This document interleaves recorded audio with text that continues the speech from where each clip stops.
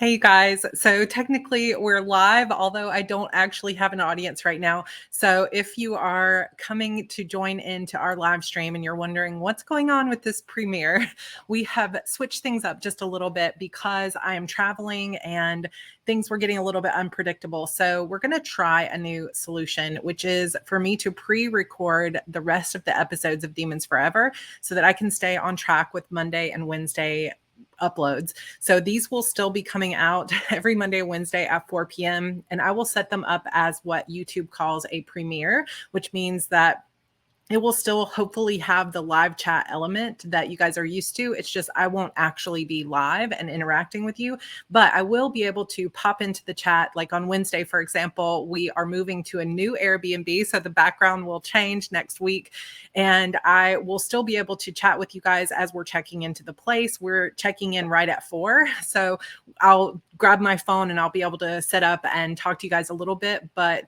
I may not be there as much on Wednesday as I am today on Monday, and so on. We will continue our Friday live chats on Coffee Chat every Friday, except for a few weeks where I have a speaking presentation or we might be traveling. So I will keep you guys updated on that.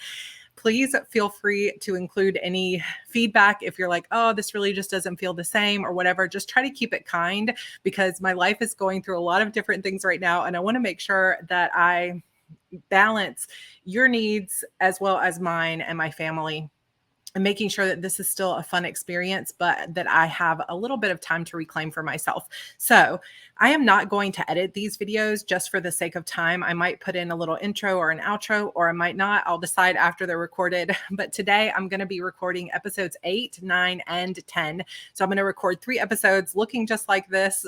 I thought about changing my outfit to maybe mix it up a little bit, but I think I'm probably just going to continue on the way I am. So I'll be recording all 3 of those episodes. Episode 8 will come out today. You guys are seeing it now Monday at 4 p.m.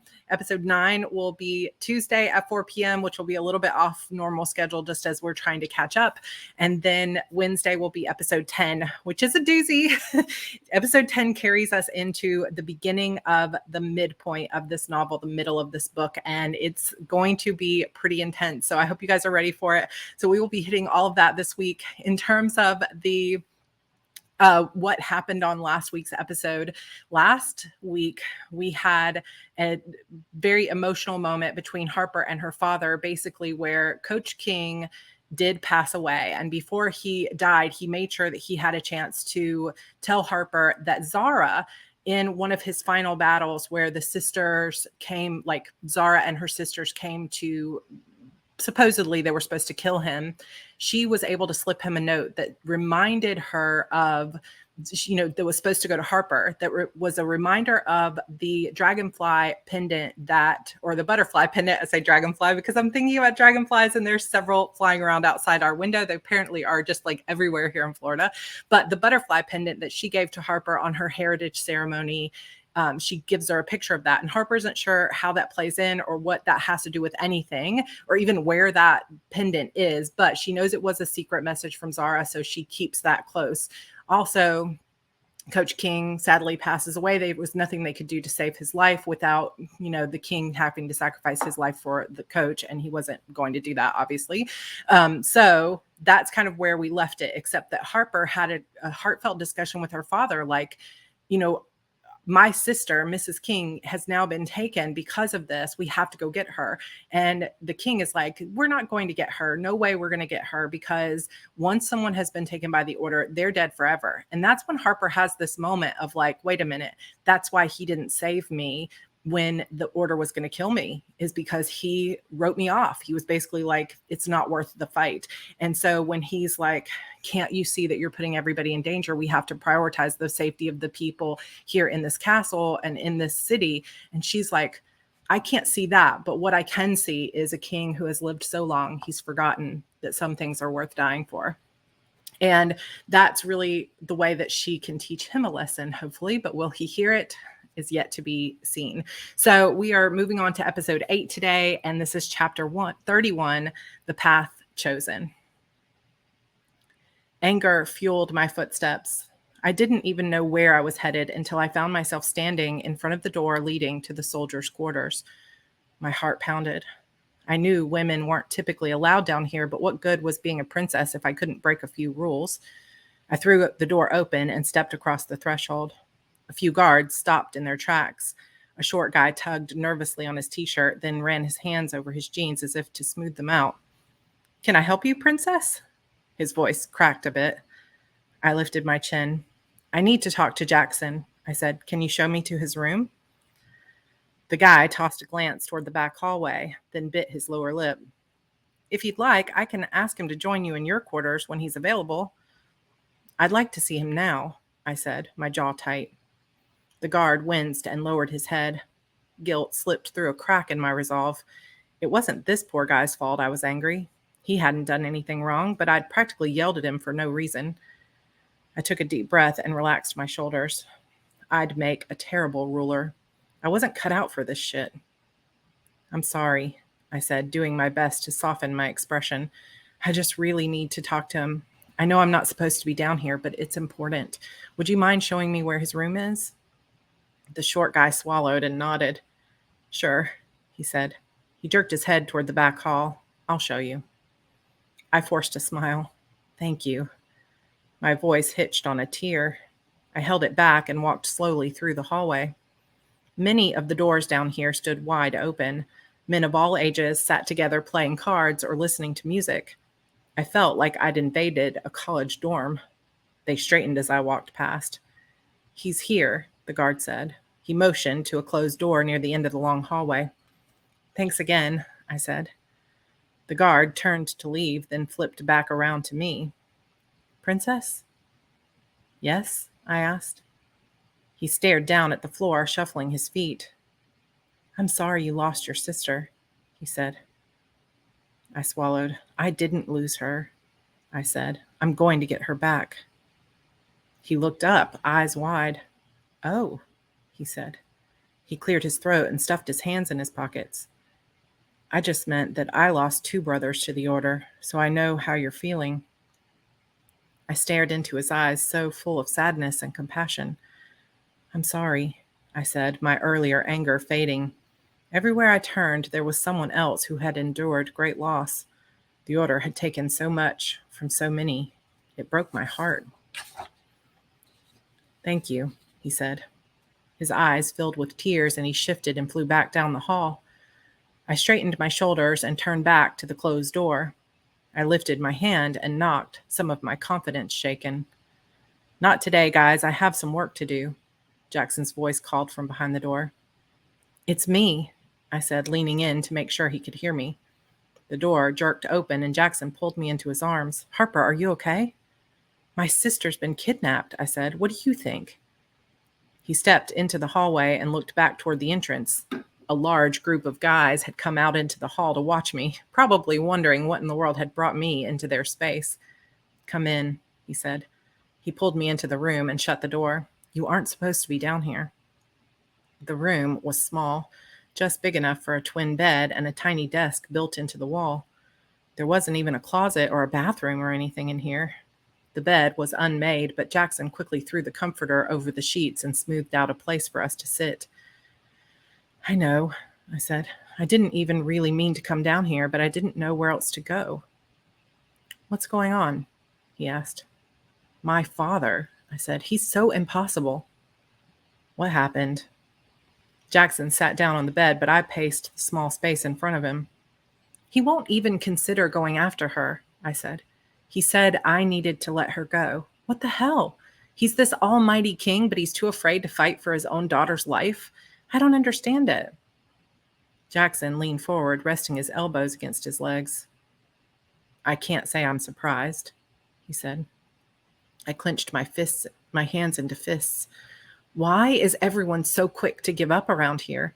I thought shadow demons were supposed to be powerful and strong," I said. "What happened to being brave? Or is everyone in this world completely chicken shit?" Jackson stood and ran a nervous hand through his hair. "You might not want to say that so loud." He pointed toward the door. "Remember where you are and who you're talking about." "Let them hear me," I said, reaching for the door handle. "I want to know the truth. Why does everyone here refuse to fight?" Jackson shifted and reappeared between me and the door. He took my hands and walked me back toward the bed. "That's not entirely fair," he said. "Everyone out there has lost someone important." "I know. That's exactly what I'm talking about." I shrugged out of his embrace. "I don't understand why they don't all band together and go rescue the ones who have been taken. Everyone in this city has a terrible story about someone they love being taken. Why don't they fight back like you did? Why don't they force their way through and take them back?" "I wasn't so successful, if you remember," Jackson said. "Before you came along, I'd been powerless for nearly 50 years. The Order is too strong, Harper. You know that. A lot of shadow demons have gone after their loved ones. They never come home. If it wasn't for the fact that my presence made Airden stronger, I wouldn't have survived either." I clenched my teeth and made a choking sound. "I'm not going to just let them take her," I said. "I can't do that." "I know," he said. I looked up at him. I hadn't expected him to agree with me. "So you'll come with me when I go?" He took my hands again, and this time I didn't pull away. "It's you and me, Harper." He leaned down and kissed my forehead, his lips warm and soft against my skin. "Until the day I die." I put my arms around his waist and pressed my body against his, finding strength in his words. "My father said I'll just get myself killed," I said. "Do you think he's right?" Jackson hugged me tighter. "I've seen you fight your way through the most impossible situations," he said. "I think if anyone can save her, it's you." I smiled and buried my face in his shirt. "Thank you," I whispered. We stood together in silence, our hearts beating in unison, our future uncertain, but the path chosen. After a while, I pulled away and sat down on his bed. Coach King died. I stared down at my hands. Jackson's shoulders slumped and he leaned back against the stone wall. I heard. "I was there when he passed away," I said. "I've never seen anything like that before. It was beautiful in a way." "You saw the lights?" he asked. I nodded. "When a demon passes into the afterworld, you see their true soul's colors," he said. "The more beautiful the spirit, the more beautiful the lights." "I always thought he was such a jerk," I said. I slipped my shoes off and brought my feet up to the bed and hugged my knees close to my chest. I completely misjudged him. All he was ever doing was trying to protect my sister and keep tabs on the Order. "What was it he wanted to talk to you about?" Jackson asked. I reached into my pocket and pulled out the small square of paper Coach King had given me. I handed it to Jackson. His mouth dropped open. "I've seen this hairpin," he said. "Where did he get this?" "Sarra gave it to him. She was supposed to finish him off, and he thought she was coming over to strike the final blow. Instead, she handed him this drawing and told him to get it to me as soon as possible. She said it was the key to saving my sister," I said. "Where have you seen it?" "I'll show you," Jackson said, standing. He crossed to his desk, opened the top drawer, and pulled out his drawing pad. He flipped through a few pages, then handed it to me. My eyes widened. "When did you draw this?" "2 days ago," he said. The drawing was a close-up of me in profile. The main detail of the picture was a beautifully ornate, beautiful butterfly pin in my hair. "I thought it was just another vision of you," he said. His lips turned up slightly in one corner. "I get them a lot. Visions of your face or your eyes. Nothing too specific as far as what's happening or what you're doing, just pictures of you. I saw this butterfly so clearly but wasn't sure how it was important." I started to flip to the next page, but Jackson pulled the pad away from me. "Don't," he said. "There are things in here I don't want you to see until you're really ready to see them."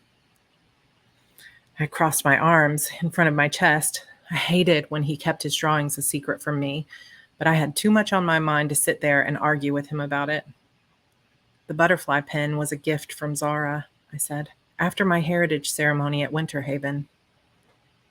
Did she tell you anything about it? Does it have some kind of special magic attached to it? I shook my head and leaned back against the wall. I have no idea, I said. She never said a word about it except that it was a gift. Where is it now? Jackson leaned against the edge of his desk. I put it in the drawer of that mirrored dressing table in my room at Shadowford, I said. I never even wore it or anything, but who knows if my stuff is still there or not? For all we know, the order cleared everything out. He brought a finger to his mouth, thinking. I wish we had some clue as to why she wanted you to have it, he said. Do you think we can really trust her? I thought about Zara's bruised face the last time I saw her, the day Priestess Winter almost killed me in the ritual room. I nodded. Yes, I think we can. Jackson stared down at the drawing. Then we have to find that butterfly. Chapter 32, The Beginning of the End. What we need is a plan, I said, nerves knotting in my stomach. If we were really going to do this, I knew it would be the most difficult thing I'd ever faced in my life. Hunters were nothing compared to Priestess Winter herself. And reinforcements, Jackson said. I turned to him. It's too dangerous. No one thinks we even have a chance, I said. Who would possibly come? Marianne, for one, he said. If we're going back to Peachville, she's going to want to come with us. I rubbed my forehead. I hadn't even thought about Marianne coming along. We could certainly use her help, but was it fair to ask her to risk her life again? It wasn't like she was best friends with Mrs. King or anything. Angela. I was going to have to get used to thinking of her by her first name now. Angela King. I wasn't even sure I'd ever heard her first name before last night. But now, she was more than just a teacher or a cheerleading instructor. She was my sister. I figured that put us on automatic first-name basis. If Marianne comes, Essex will probably want to come too, he said. Then he cleared his throat. Maybe Leah will come. The mention of his ex-fiancée made heat flare across my cheeks. She was a princess like me. Well, not exactly like me because she was fully demon, but we had a lot more in common than I'd ever dreamed. She loved Jackson, I was sure of it.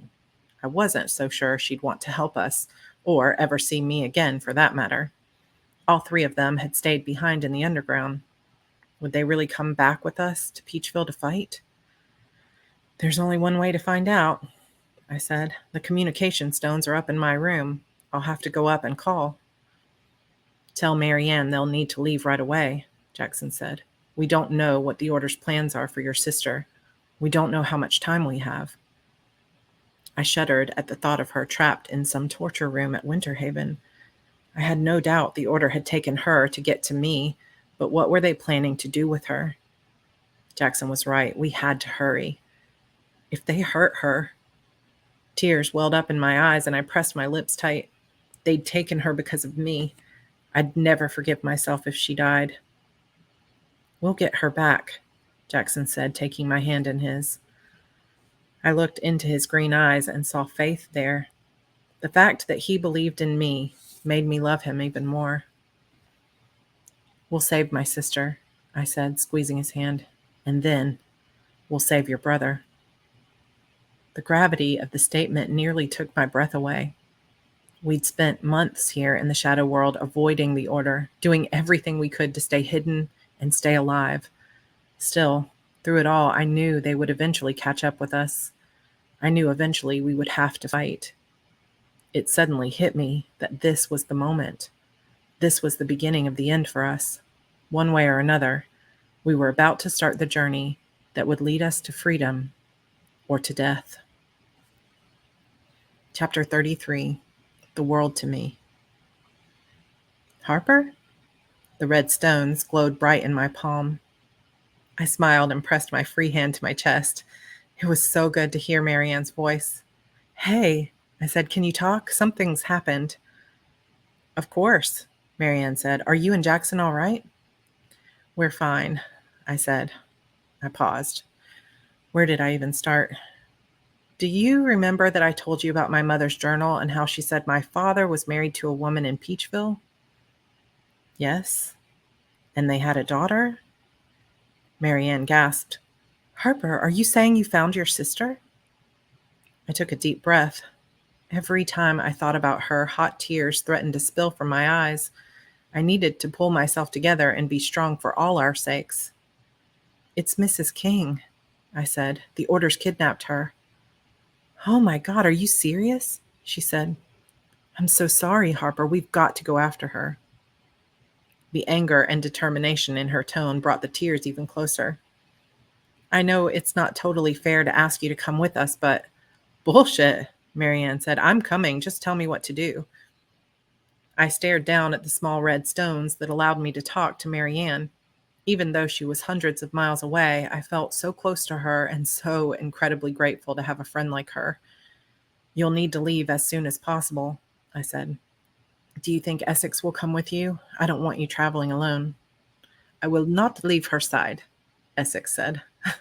I hadn't realized he was there with her, but I was so relieved to hear him say he'd come with her.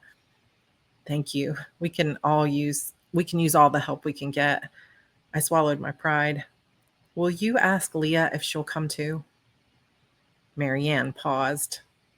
We can ask, she said. I have to be honest with you, though. Leah's been kind of distant lately. She barely even talks to us anymore. I don't know if she'll even listen.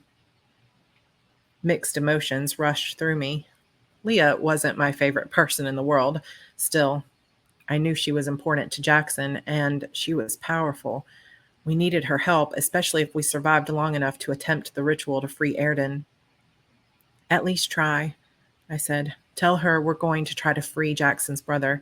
Maybe that will convince her to come. I'd already explained the ritual reversal to Marianne last time we talked. We hadn't had a lot of time, but I'd managed to tell her we'd settled here in the Southern Kingdom and that I'd found my father.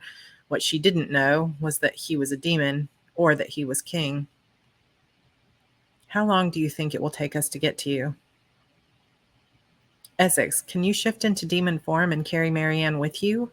I asked. If you can travel that way, you could be here in a day, maybe 2 at most.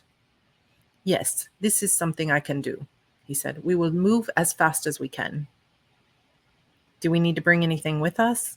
Marianne asked. Bags, I said, thinking of Essex's trade as a tailor. We'll need to be able to move easily and travel light. Besides that, just bring anything you think you might need in the human world. We can do that, Marianne said. We'll leave first thing in the morning. Thank you. This means the world to me, I said. I'll have 2 guards waiting for you at the border. They'll escort you to the city. Please be careful. There are hunters everywhere these days. Keep your eyes open. Guards? She asked. How did you manage to get their help? I cleared my throat. Piotrek and Liroth are their names, and they'll show you where to go once you get into the city. There are a few things I haven't had a chance to explain just yet, but you'll see when you get here. We'll be there as soon as we can, Marianne said. The light inside the stones faded as she disconnected, and I said a silent prayer that fate would make their journey swift and safe. Chapter 34, On Our Side. Jackson and I sat alone at the dinner table. My father hadn't joined us once since our argument in the throne room. In fact, he seemed to be avoiding me altogether. We hadn't spoken at all in 2 days. I understood why he didn't want to go after her alone, why he didn't want me to go after her alone. What I didn't understand was why he wasn't coming with me. The idea of a father who wouldn't risk everything for the life of his own daughters was beyond me. What was he so afraid of? I knew I needed to let go of my anger and focus on the plan to save Angela. Still, I couldn't help but be disappointed in my father. Did he even care about me at all? You need to eat, Jackson said. You're going to need your strength. I realized I'd been pushing my food around instead of actually putting any of it in my mouth. I stabbed a piece of broccoli and forced it into my mouth. I didn't have much of an appetite these days, but I knew he was right. I couldn't live on fury alone.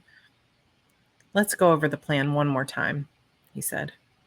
I started to list the things we'd talked about so far when a familiar voice in the hall caught my attention. I'm sure she won't mind if we interrupt her dinner. Trust me, she'd be more upset if you didn't tell her we were here. Excitement flooded through me. They're here. I stood and ran toward the door, shoving it open and throwing my arms around my dear friend. Oh my God, I've missed you so much, I said, holding Marianne tight. She tensed at my embrace for just a moment, then relaxed and hugged me back. I knew she wasn't always the most affectionate person in the world, but I couldn't help it. I'd missed her with all my heart. And after that scare with the fake Marianne in the woods, I was so happy to see her here, safe and sound. Essex stood to the side, and as soon as I let go of Marianne, I pulled him into a hug. He stiffened, then blushed. I laughed, thinking how perfect they were for each other. Come on, I said, laughing and taking Marianne's hand. I nodded to the guards who'd been stationed at the door. My father had them watching me like a hawk the past few days. The guards bowed in recognition and returned back to their posts as I led Marianne and Essex into the dining room. So what's up with the castle and the guards and everything? Marianne asked. Is this where you're living? I scrunched my nose. She was going to be pissed I hadn't told her yet. Yes, I said, not sure how to explain this. I told you I'd found my father. Yeah, so what is he? Some kind of advisor or guard or something? Not exactly, I said, biting my lip. He's the king, Jackson said. He's a demon and he's the king. Harper wasn't sure how to tell you, but there it is. No big deal. Marianne's eyes grew wide. Her mouth dropped open. You can't be serious. I nodded and walked over to my place at the head of the table. I know it's hard to believe, I said. I still hardly believe it myself. Wait a minute, Marianne said. That makes you a demon? Half demon? I said. A half demon daughter of a king? She said, shaking her head and falling into a chair one of the servants pulled out for her. Holy crap, you're a princess. She giggled, then covered her mouth as if the sound had surprised her. I'm sorry, this is just a lot to take in, she said. Trust me, I completely understand, I said. Why didn't you tell me earlier? I shrugged. I wasn't really sure it was something that should be public knowledge just yet, I said. Plus, I figured it was the kind of thing you had to see to believe. Marianne looked at me in astonishment, then smiled. I always knew there was something special about you, she said. I guess I'm not surprised. I smiled back, relieved the truth was out there. I sat back down at the dinner table, but pushed my plate away. I was too excited to eat. Can I get you guys anything for dinner? You have to be hungry. Sure, Marianne said. I'm starving. We didn't bring much with us on the road. We wanted to pack as light as possible so nothing could hold us back. I motioned to a servant waiting nearby, and they disappeared into the kitchen to get more food. How was your trip? Jackson asked. It was quite easy, Essex said. We did not see a single hunter the entire way here. To be honest, it was strange to see the roads so clear. I frowned. Maybe the Order is concentrating all their efforts on attacking the villages here. We've had some trouble with hunters nearby. I'm glad you guys made it here safely, Jackson said. Did you make those? I asked Essex, pointing to the two large backpacks they carried with them. He beamed with pride, setting his down on the floor beside Marianne's.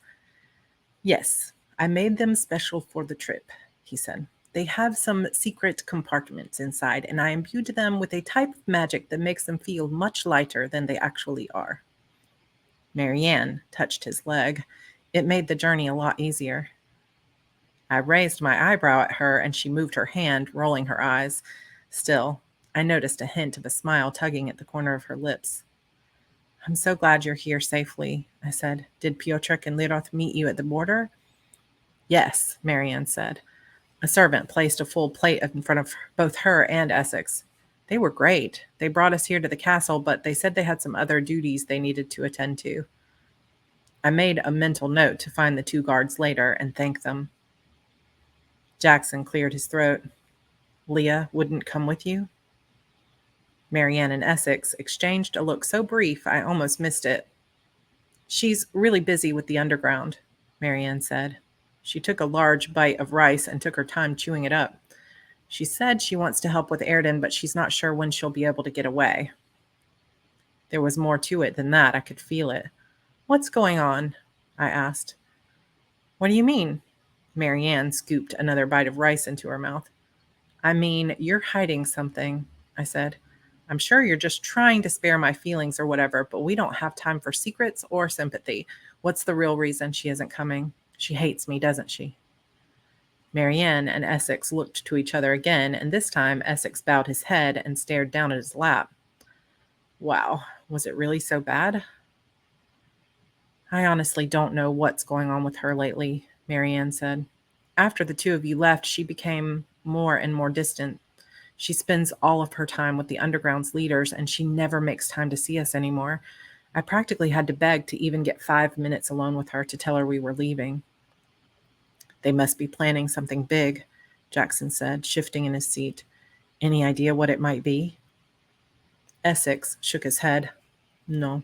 We have talked many hours about this, but we cannot figure out what must be going on inside the leadership, he said. It seems the resistance army has been training more than usual, though. Something is being planned, but the leaders have not shared their plan with the general population of the underground. I can guess, Marianne said. Personally, my suspicion is that they're planning some kind of massive attack in the human world. So why would they be keeping that such a secret? I asked. That's exactly what we're planning to do. We could work together. I don't see why they'd keep that from us. Marianne shrugged. Jackson shut his eyes. Because it's possible their plan involves destroying all the demon gates. He slammed his hand against the table. The silverware jumped up and clanged back down with the force of a blow. I thought I'd convinced them to move past that, he said. I pressed my hands to my forehead and drew a deep breath in through my nose, as if we weren't already on a race against the clock. Now we might also have to deal with the resistance? I thought they were on our side. Back when I was sitting in on the meetings, there were some demons on the committee who believed that if we could destroy all the demon gates, we'd eventually also destroy the order itself. But that would mean killing demons, thousands of demons, I said. And even if they didn't care about the humans who would die, why would they want to kill the demons too? Collateral damage, he said. Everyone agrees it's horrible, but some think it's the only way. And Leah? I asked. What does she think? He frowned. She was on the fence about it a lot of the time, he said. She didn't necessarily agree with the tactics, but she said she couldn't really see a better plan of attack. The order is just too strong. She thought the best way to weaken them would be to close the gates and diminish their numbers. A frustrated sound escaped from my throat. If we go around killing demons and witches without even trying to free them, how does that make us any better than the order? Hey, you're preaching to the choir here, Marianne said. I did not realize that was the plan, Essex said with a frown. However, I can see why many of my kind might see an advantage to this line of reasoning. Over the past 200 years, we have come to consider those who have been taken as already lost to us forever. We have never heard of any demon who escaped from the human world once they were imprisoned inside a human witch. To us, those demons are already dead. They aren't dead, I said, standing up and kicking my chair. I've seen Airden manifest to save my life more than once. He's the same, only trapped. That's the way it is for all the demons who have been taken. If their human host is still alive, so are they. And as long as they're alive, there's hope. I felt bad about raising my voice. I knew Essex wasn't to blame here. Still, it made me so angry that they were just so willing to write their loved ones off without a fight. Many would see it as a mercy killing, he said. You have to understand, we are accustomed to living for hundreds of years. When we pass away, usually it is by choice so that another generation may rise up and so that our power may be used for other purposes. When a demon is taken from this world into the human world, their life is shortened to maybe 50 or 60 years if they are lucky. Not a single day of this time is spent in freedom. It is torture for my kind. I gripped the back of the chair and leaned forward. I'd never really considered what life must be like for the majority of the demons taken to live in the human world. Demons like Erden, who were tied to a prima's bloodline, lived for possibly hundreds of years. Of course, he was forced to live as a slave, but at least he was alive. For the others, though, they only lived as long as their humans lived. How long do you think we have? Marianne asked, looking to Jackson. How long to free your brother before the resistance begins attacking gates? Jackson ran a hand through his hair. I'm not sure, he said. That might not even be what they're planning. Maybe they've worked out a new plan. We can't risk waiting to find out. There's too much at stake and we're running out of time. We can't worry about the resistance right now. It sucks that Leah wouldn't come, but we can do this without her. We have to. I looked each of them in the eyes, my heart racing in my chest. Tomorrow, we go back to Peachville. Okay, guys, that is episode 8. Dun, dun, dun. Definitely a moment there. So this is pretty cool. We've got all these things we kind of been waiting about. So you can see, as you can tell clearly, what this midpoint is going to be and what we're heading toward in the middle of the book, and what the theme of the second half of this book is going to be, because we have obviously had Life in the Dome here for the first half. So what's going to happen in the second half? So we're going to move forward with episodes 9 and 10 coming up.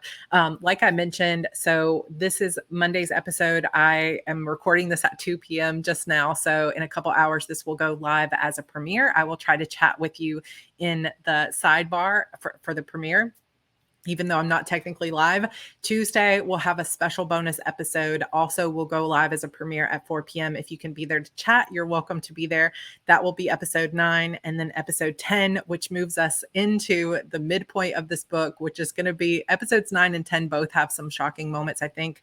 Or maybe it's just episode 10. There's some pretty big things happening. So you definitely won't want to miss those. Make sure that you hit the like button and make sure that you share this with friends if you would like. If you want to read ahead, Demons Forever is available for purchase pretty much everywhere books are sold. So you can grab it down below if you want to read ahead. Otherwise, the plan is to continue on with Monday, Wednesday, and tomorrow, of course, Tuesday readings until we get to the final week during Spooktacular.